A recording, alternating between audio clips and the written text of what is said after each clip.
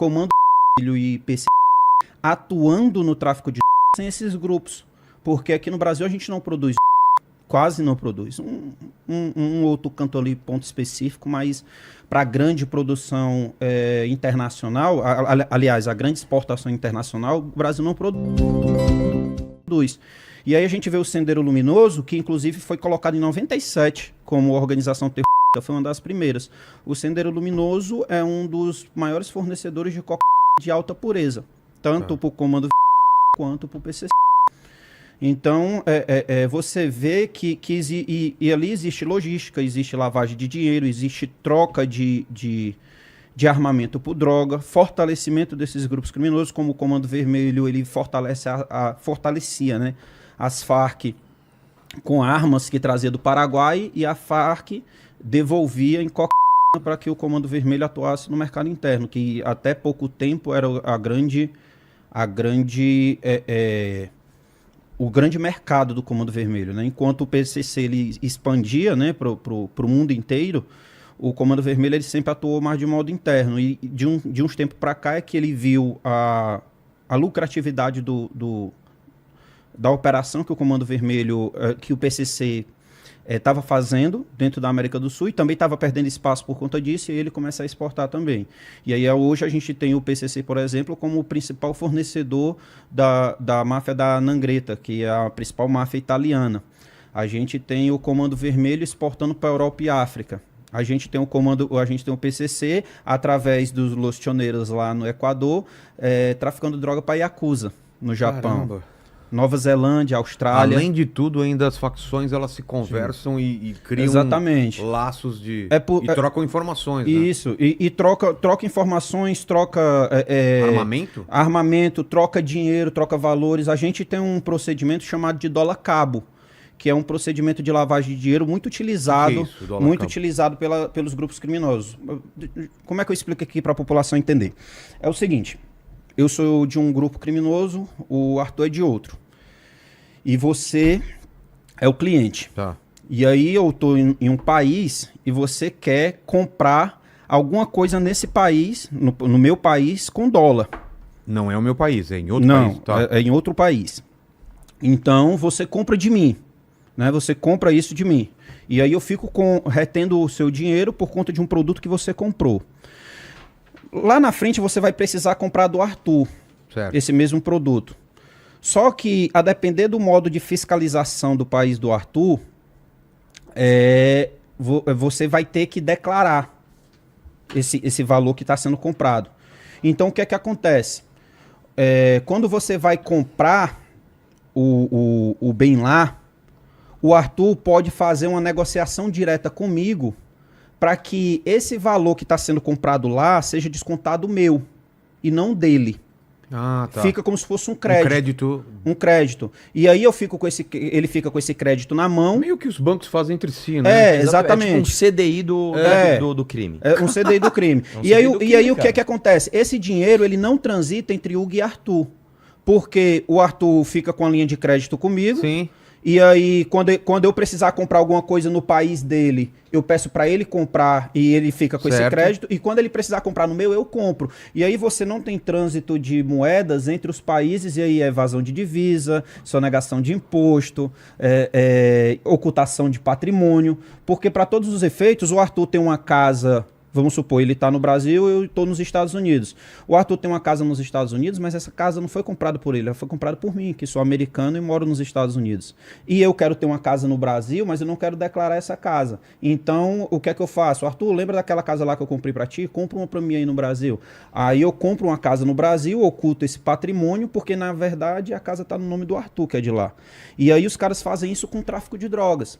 Então os caras circulam dinheiro no planeta inteiro, usando doleiros, e essa é a maior função do doleiro, conseguir fazer esse dólar cabo, porque os doleiros eles têm uma rede criminosa entre eles, né, em que eles fazem justamente essa troca, essa troca de valores. Então os grupos criminosos fazem muito isso, e hoje eles fazem isso também com criptomoedas, né? A gente tem também o PCC, por exemplo, com uma conexão muito grande com a Mara Salvatrucha, que é uma organização criminosa também considerada terrorista de El Salvador. E por que, o que é que tem a ver El Salvador com o Brasil? Por que, que o PCC faz essa conexão? Porque a gente sabe que El Salvador é um dos países mais criptoativos. O Bitcoin, por exemplo, ele é a moeda oficial de El Salvador. Lá existe uma facilidade e uma baixa fiscalização e tributação em cima das criptomoedas, né? Até por esse estímulo que é dado pelo país. Então, as organizações criminosas de El Salvador, até antes do advento do Bukele, elas utilizavam muito, é tanto que a Mara Salvatrucha, ela sai do Equador e vai para os outros países do lado, Guatemala e tudo, por conta da repressão que o Bukele fez. Elas utilizam criptomoedas justamente porque não passa pelo sistema financeiro. Então eles conseguem, principalmente pela aquela modalidade de 2P2, né, de transferência direta, ocultar esse patrimônio. Então por isso que você vê que era inevitável o PCC e o Comando Vermelho serem colocados nessa categoria, porque só faltavam eles na América Latina. Você vê, por exemplo, o PCC, ele transformou a Bolívia numa fábrica. Ele conseguiu unificar todos os cartéis bolivianos, todos os criminosos da Bolívia, eles trabalham para o PCC. O PCC ele domina hoje o território boliviano, assim como domina quase que todo o território paraguaio. Aí você pode entender a Bolívia como a fábrica e o Paraguai como escritório. Onde, por exemplo, o Paraguai ele tem uma facilidade muito grande pela legislação do país de comprar arma de forma legal. É muito fácil você comprar um fuzil no Paraguai. E aí o que é que acontece? Por essa facilidade de compra de fuzil lá no Paraguai, eles desviam esse fuzil do Paraguai que vai parar nos morros do Rio de Janeiro. Porque um dos maiores clientes do PCC a nível internacional, principalmente de arma, é o Comando Vermelho. Olha só. Pô. E eles vivem brigando, né? Mas eles brigam em certas regiões e mantêm tratados de cessar-fogo por conta de um comércio que precisa existir em outras regiões. O Paraguai é um exemplo muito disso, né? Porque o Paraguai ele foi o país que gerou o estopim da guerra entre CV e Comando Vermelho. Por quê? Por conta da morte do Farrá, que era o mega traficante do Paraguai que tinha ligações estreitas com o Comando Vermelho. E aí o Comando Vermelho ele tinha uma atuação muito forte no Paraguai. Aí o PCC vai, mata o cara, que era, vamos dizer assim, o Pablo Escobar do Paraguai, toma todo o território do Paraguai e começa a operacionalizar o Paraguai para fins de tráfico de droga internacional. Aí o CV viu aquilo ali uma afronta. Eles já vinham brigando por conta dos estados do norte, quando o CV se juntou com a família do norte, que era inimiga declarada do PCC, e o Paraguai foi o estopim. Aí nesse momento eles deixam de ter paz, né, vamos dizer assim, entre eles e começam a guerrear, que foram aqueles episódios que eu acho que todo mundo lembra, daquelas mortes, de dezenas de mortes que aconteciam dentro de presídios, uma facção matando a outra, que estourou em Roraima, depois estourou no Amazonas, depois estourou lá no Rio Grande do Norte, essas mortes de uma facção matando a outra por vingança, por conta dessa guerra que foi declarada, se não me engano, no ano de 2016, quando o Farrá morre lá no Paraguai, né? Então, essa é a conjuntura das organizações criminosas, agora categorizadas como organizações terroristas, na América Latina, né? Na América Central, do Sul e parte da América do Norte. Deixa eu colocar uma pergunta antes claro. de você fazer uma pergunta para ele. O seguinte,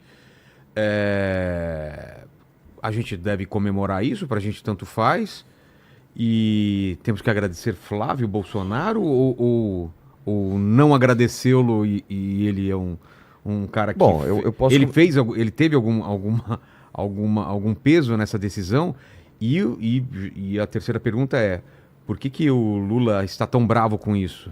Vamos lá, o Lula tá tão bravo com isso porque ele tá fingindo. A verdade é essa. Ah, né? é? O Lula tá fingindo. Você acha porque que ele gostou? No fim das contas, pro Lula, sinceramente, é indiferente isso. Ah, é? Né? Agora, o Flávio Bolsonaro, vamos lá, gente, não é nem a minha opinião isso. A própria comunicação do governo dos Estados Unidos disse que não tem absolutamente nada a ver o Flávio Bolsonaro ter ido lá com o fato deles terem feito essa declaração. Mesmo porque o ano inteiro já está se falando, né? Vai, não vai, e como o delegado Hugo acabou de expor, até demorou para isso acontecer. Uma questão de tempo isso acontecer, né? Até demorou. O fato é o seguinte, cara, mas eu acho teve que... um timing aí certinho, né? Ele vai para lá... Mas é muito mais de você perceber que acho que agora vai rolar, leva o nosso candidato para lá, tá, para fazer uma cortina de fumaça por causa do esquema do Vorcaro, do que de fato, leve ele lá para fazer alguma coisa, né? Pelo amor de Deus, né? Posso só dar eu acho que isso aí foi por oportunismo, certo?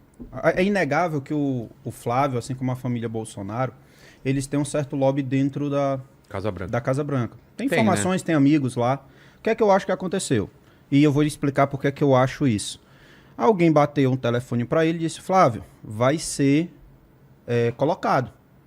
Aí ele, pois, tá bom, tô indo aí. E foi lá e foi fazer aquele oportunismo todo político dele. Por que que eu estou dizendo isso? Porque não é da forma como ele vendeu pro Brasil. Que ele chegou lá, ô Trump, coloca aí PCC e Comando Vermelho como terrorista. O Trump, tá bom, vou colocar. Pronto, tá colocado. Não, não é desse jeito. Nem é característica do Trump E ficar aí, ouvindo... eu fiz até a questão de trazer para cá a seção 219 da Lei de Imigração e Nacionalidade dos Estados Unidos, certo? É um processo de 5 etapas para você colocar um grupo criminoso como terrorista nos Estados Unidos. Não é de uma hora para outra. Não é. Primeiro começa com o levantamento de inteligência da CIA e do FBI, para verificar se aquele grupo criminoso ele tem atuação dentro do território americano, a extensão dessa atuação dentro do território americano e o risco à segurança nacional. Depois disso é produzido relatórios. Esses relatórios eles passam de classificado e não classificado, né? Secreto e não secreto, e viram um dossiê, que já é o terceiro passo. Tá. Né? Desse dossiê, ele vai para o Departamento de Justiça. E aí é que vem o Departamento de Justiça e brifa o secretário de Estado. Olha, que no caso é o Marco Rubio. Olha, a gente tem aqui o dossiê desses 2 grupos criminosos, PCC e Comando Vermelho, onde a inteligência apontou esses fatos. O secretário vê o documento e toma o convencimento que, de fato, ali são organizações terroristas.